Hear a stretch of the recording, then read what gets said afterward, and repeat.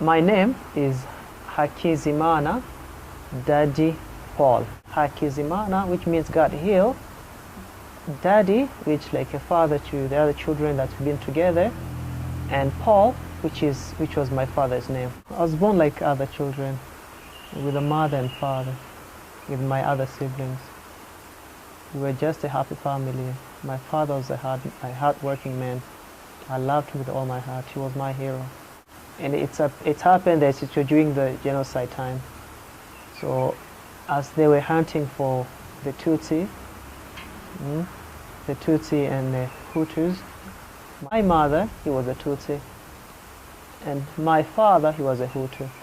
And during the trigger of genocide which came to happen, and I was a little boy, and my father and my mother, all of them were slaughtered. They were killed.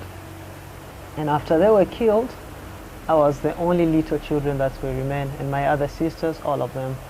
My sister and my another brother, all of them were also as well killed. Sometimes people came to the house, and then they found that they were just dead bodies, and I was the little kid.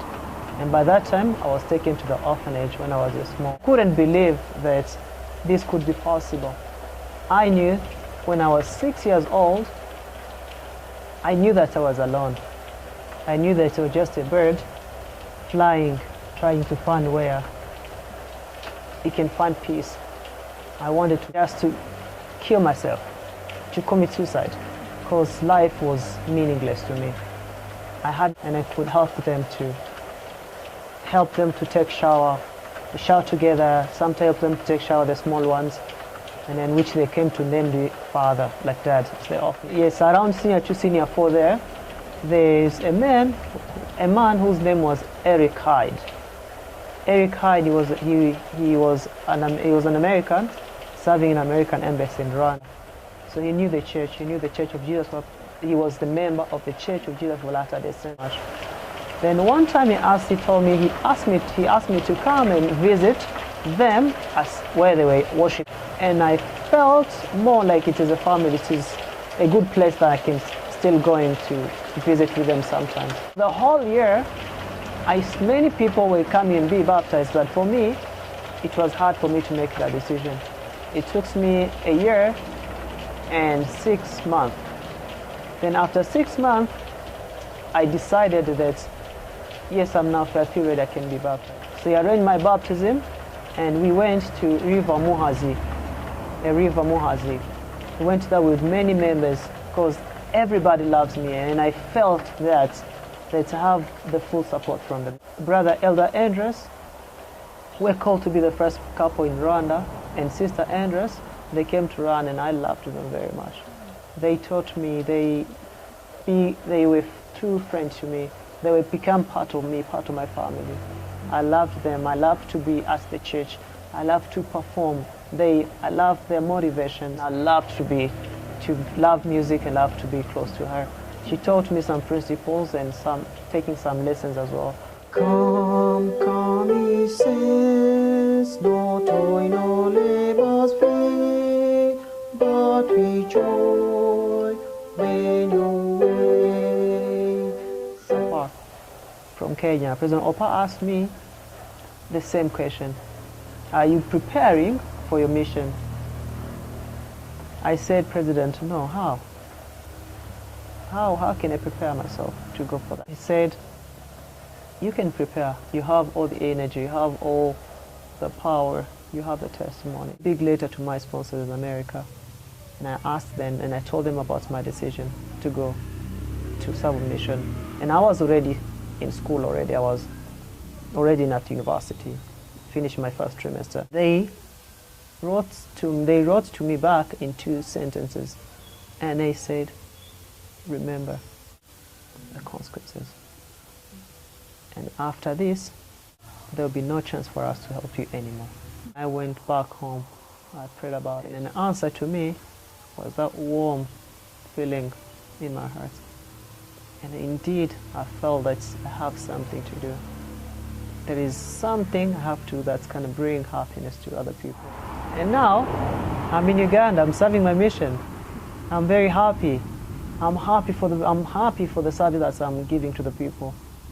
And I'm happy for everything that the Lord has done to me. And I'm happy for the sacred service and all the opportunity that the Lord has given me at this time for the temples.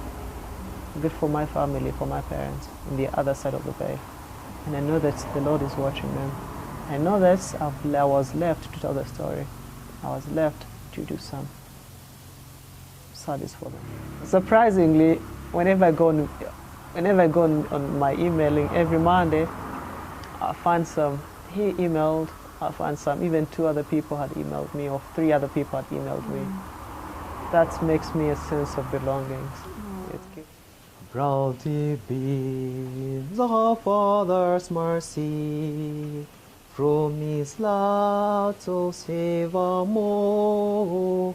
Prop to us He gave Thy keeping of the lights along the shore. Let the lower lights be burning, since they gleam across the wave. Some fainting, struggling seamen, you may rescue, you may save. Trim your feeble up, my brother. Some sail a tempest tossed, try not to make the harbor in the darkness may be lost. Lest the lower lights be burning, since they gleam across the wave. Some poor fainting, struggling seamen, you may rescue, you may save. You may rescue, you may save. You may rescue, you may save.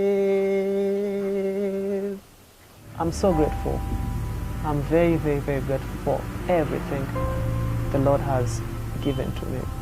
Despite of whatever happened, despite of me lifting destitute to be the way I am today, I'm grateful for that. And it was in the plan of the Lord. He knew why. And I'm grateful today that I'm in His service. I'm His servant. I'm serving the Lord. I love the church.